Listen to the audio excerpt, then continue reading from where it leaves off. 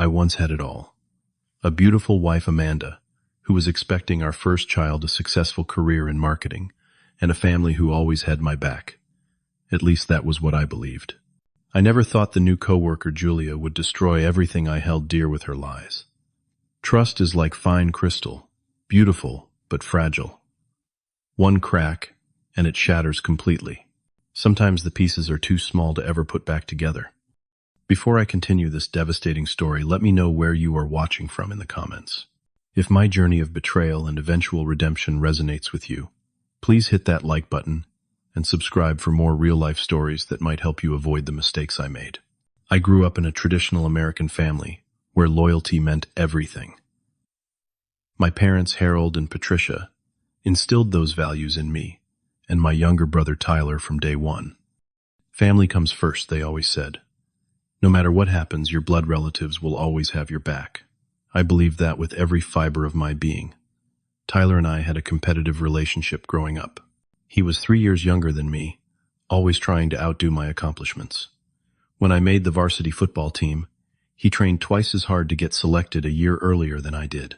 When I graduated with honors, he made sure to graduate summa cum laude. I never took it too seriously. That is just how brothers are, right? I worked my way up the corporate ladder at Bellmark Advertising, becoming one of their youngest marketing executives at 32. My colleagues respected me. My bosses valued my input, and clients specifically requested to work with me. Life was on the right track professionally. Then I met Amanda during my senior year of college. She was studying art history, and we met at a campus coffee shop when I accidentally knocked over her sketchbook. That clumsy moment led to 5 amazing years of dating before I finally proposed on a beach at sunset. She said yes before I even finished asking the question. My parents adored her from the moment they met her, often saying she was the daughter they never had. Our wedding was perfect. 200 guests, a beautiful ceremony by the lake, and a reception that went until sunrise. We bought a small apartment and started saving for a house. Everything was falling into place exactly as I had planned. 3 years into our marriage, Amanda and I had built what I thought was an unshakable foundation. We communicated openly, respected each other's independence, and always made time for date nights even when work got busy. When she told me she was pregnant, I felt like the luckiest man alive. We sat on our couch crying happy tears, making plans for the nursery, and debating baby names until 3 in the morning. My parents were ecstatic about becoming grandparents. My mother started knitting baby clothes the day after we announced the news. My father, usually stoic and reserved, teared up when Amanda placed his hand on her still flat stomach. Even Tyler seemed genuinely happy for us, though I caught a strange look in his eyes when he thought no one was watching. We found a beautiful 4-bedroom house in a suburb with excellent schools. The mortgage was a stretch, but with my recent promotion to senior marketing executive, we could make it work. The 3rd bedroom would be the nursery, painted yellow, since we decided to wait until birth to learn the gender. The 4th would be a home office where Amanda could continue her freelance graphic design work while caring for our child. Everything was perfect. Too perfect, as it turns out. Julia joined our marketing team in February. Bright, ambitious, and with an impressive portfolio from her previous agency. Her first day, she brought coffee for everyone and made a point to compliment my campaign for Westridge Pharmaceuticals. She seemed like a great addition to the team. What I did not notice at first were the calculated ways she isolated me from my colleagues. A whispered comment here about how Thomas had criticized my presentation behind my back. A casual mention there about Lisa taking credit for my ideas in a meeting with our boss. Small things that made me slightly more guarded around people I had worked with for years. Julia positioned herself as my ally. She would stay late when I was working on important proposals. She would bring me lunch when deadlines were tight. She volunteered to be my partner on the biggest pitch of the year. At the time, I thought I had made a valuable workplace friend. I was blind to her true intentions. She was methodically working her way into our director's inner circle as well. I would often find her in deep conversation with him, which would abruptly end when I approached. She began getting assigned to the premium accounts, ones usually reserved for senior executives. When I mentioned this to my boss, he brushed it off as wanting to give her growth opportunities. At home, things were getting complicated too. Amanda was 4 months pregnant and struggling with morning sickness and mood swings. Some days she would cry because the mailman delivered a package too roughly. Other days she would get irrationally angry because I loaded the dishwasher incorrectly. I tried to be patient, reminding myself that her hormones were in flux. The promotion meant longer hours at the office, often not getting home until after 9 at night. Amanda would be asleep or pretending to be. Our communication began to suffer. When I tried to talk about work stress, she would change the subject to nursery paint colors or prenatal vitamins. Julia started creating situations where we were alone together, suggesting we carpool to client meetings, scheduling working dinners when everyone else was unavailable, sending emails at 11 at night that needed immediate responses. I never thought twice about it. That was just part of the job. One night, Amanda waited up for me. I had been at a client dinner that ran late. Julia had been there along with our director and the client's team. "You smell like perfume," Amanda said the moment I walked in. "We were in a crowded restaurant," I replied, confused by her tone. "Is her name Julia?" Amanda asked, her voice dangerously calm. I froze. "How do you know Julia?" "Your brother took me to lunch today. He mentioned how closely you two have been working together, how late you stay at the office together, how friendly you are with each other. That was our first real fight as a married couple." I explained that Julia was just a coworker, nothing more. Amanda seemed to accept my explanation, but something had shifted. A seed of doubt had been planted. What I did not know then was that Julia had already started spreading rumors. A coworker later told me she had mentioned seeing me getting too close to a female client at a business dinner, suggesting something inappropriate was happening. The whispers had begun, and I was oblivious. Over the next few weeks, Julia executed her plan with frightening precision. She manipulated text messages between us to make innocent work conversations seem flirtatious. She edited photos from company events to make it appear we were standing closer than we actually were. She even created a fake email account to send herself inappropriate messages supposedly from me. My boss called me into his office one Tuesday morning. His expression was grave as he closed the door behind me.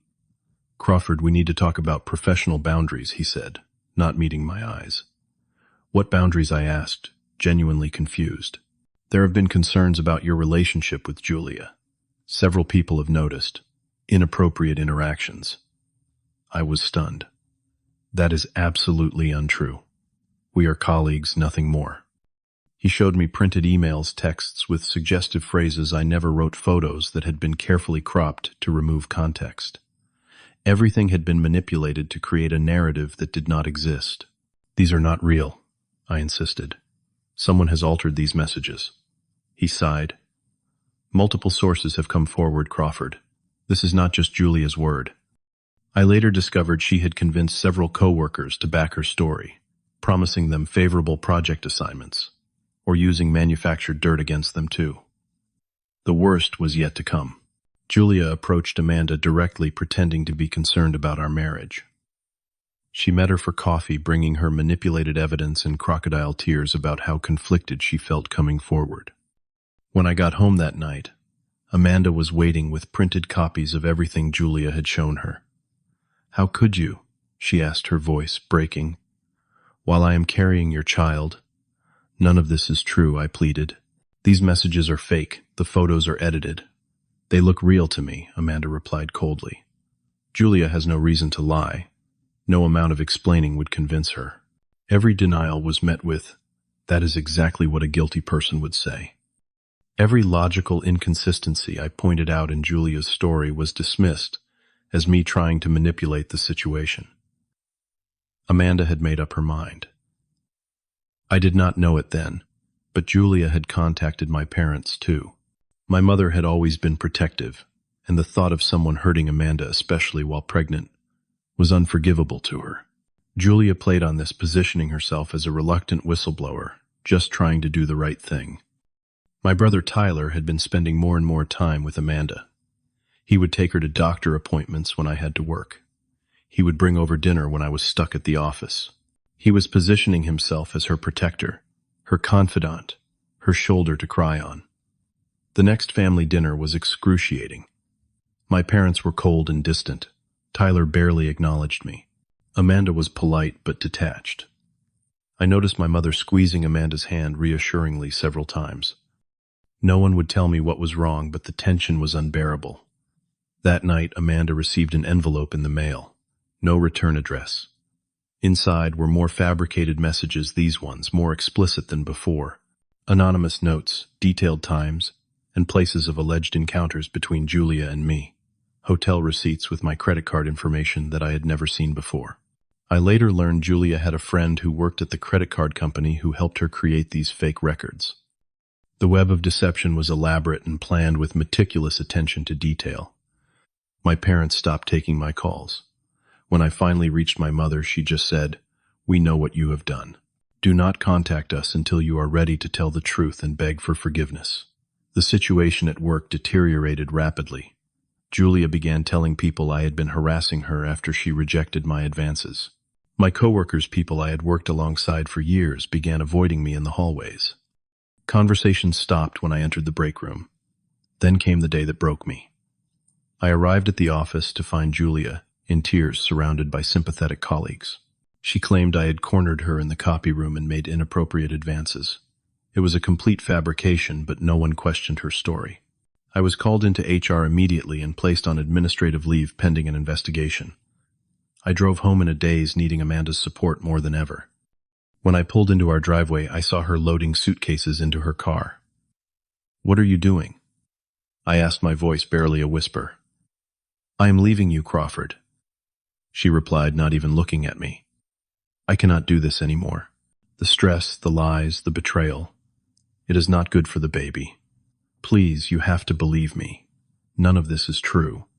I am being set up." "By who?" "The entire world, your coworkers, your family, me. We are all wrong, and you are the only one who sees the truth." Her voice dripped with sarcasm.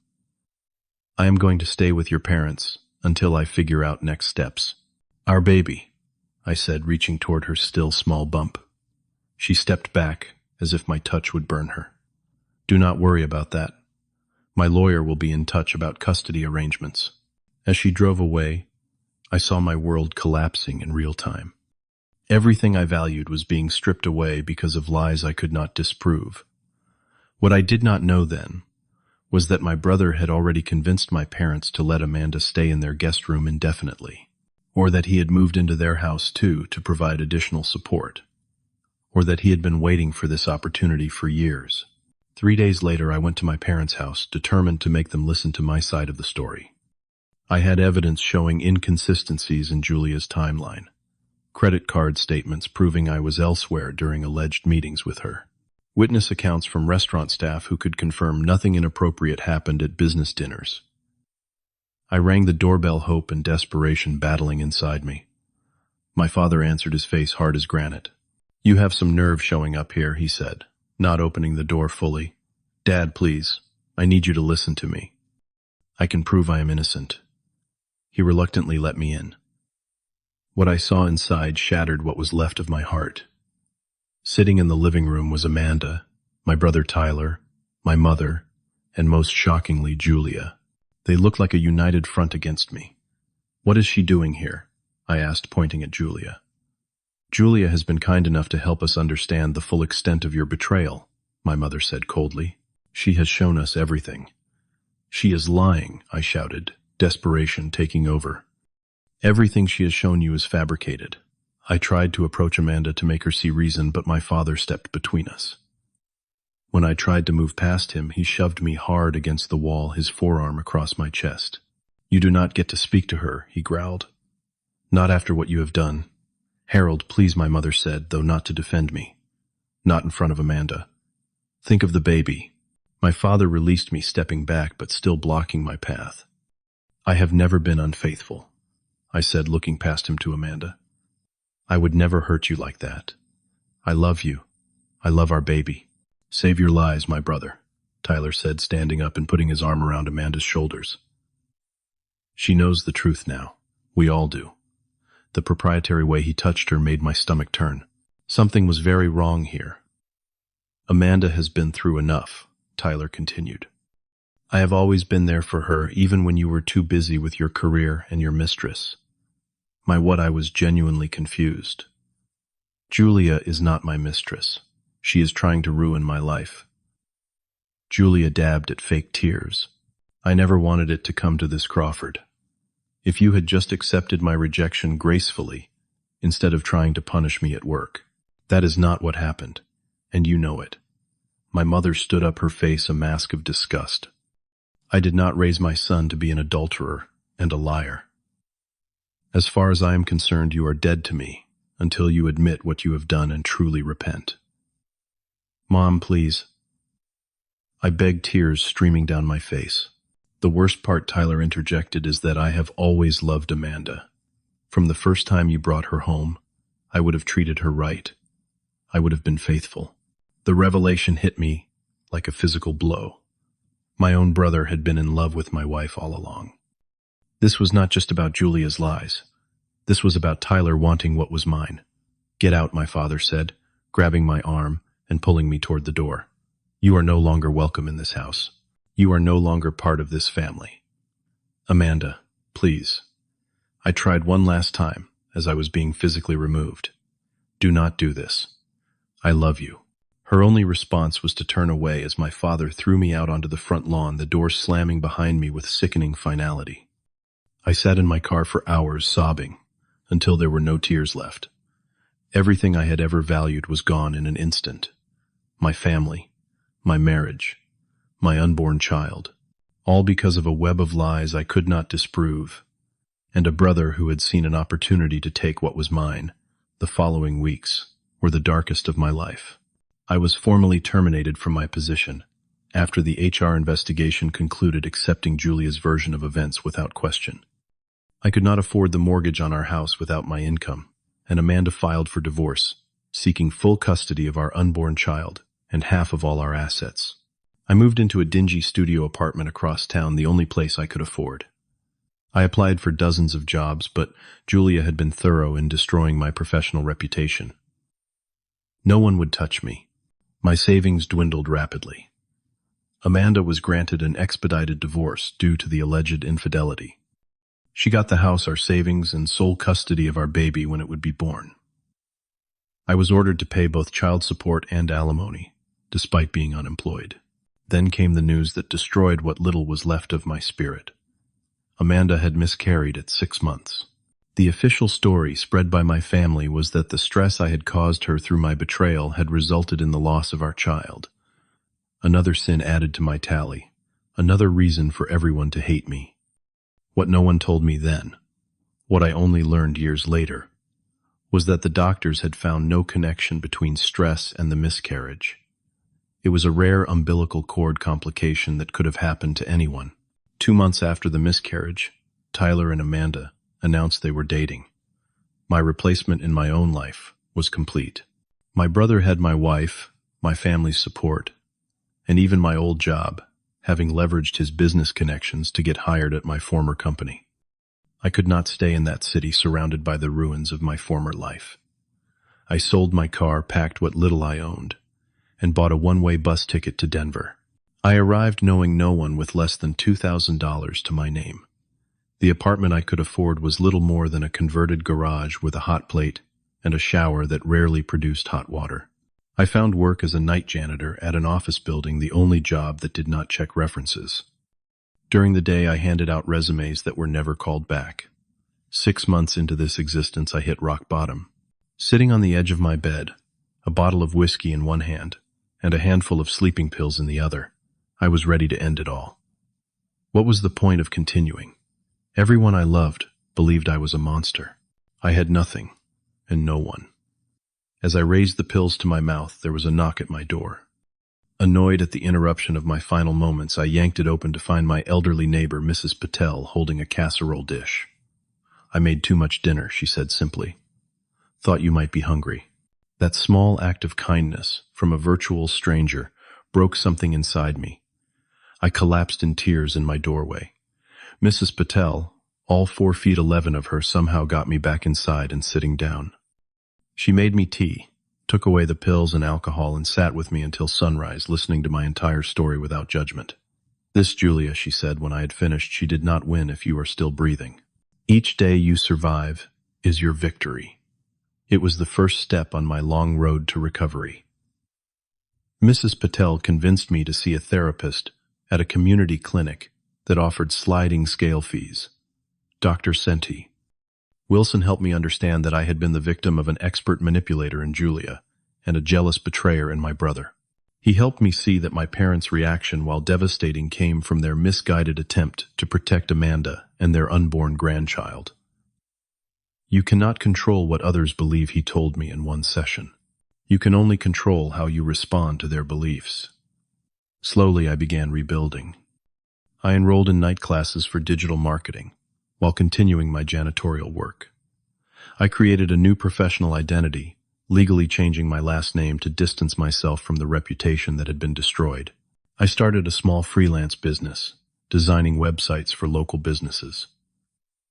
3 years after leaving my hometown, I had a stable client base, a decent apartment, and the beginnings of a new life. I had not contacted my family, or Amanda, since that day at my parents' house. As far as I knew, she and Tyler were still together, still enjoying the support of my parents, still living the life that should have been mine. Then came the email that changed everything again. Madison Carter, Amanda's younger sister. Subject line: "I never believed the lies." Madison had been studying abroad during the worst of my ordeal. By the time she returned, I was gone, and the family narrative was firmly established. Crawford cheated, harassed a coworker, abandoned his pregnant wife, and deserved his exile. "But it never made sense to me," Madison wrote. "The brother you described in your letters to Amanda would never do those things. Julia's story had too many convenient coincidences, and Tyler moved in on Amanda so quickly. I have been doing some digging." Madison had tracked down former employees from Julia's previous workplaces. She had discovered a pattern. Julia had done this before, 3 times, each time targeting a successful man, fabricating inappropriate behavior, and leaving destruction in her wake before moving to a new city.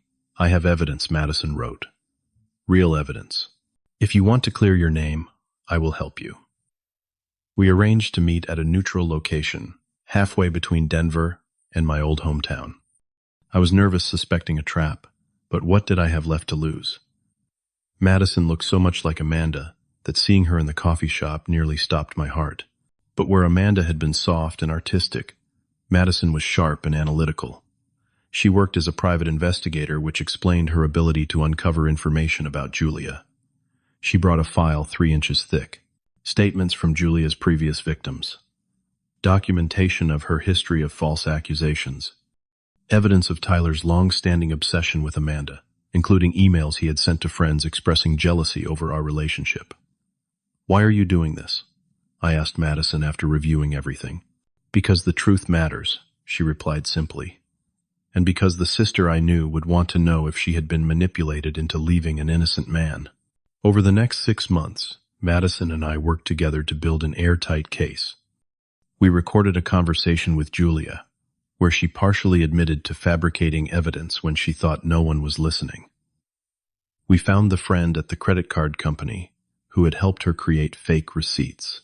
We did not immediately take this information to Amanda or my family. Instead, we sent it to my former employer with a letter from my attorney threatening a wrongful termination lawsuit. The company's investigation confirmed everything. Julia was fired. A retraction was issued clearing my name professionally. Only then did we approach Amanda.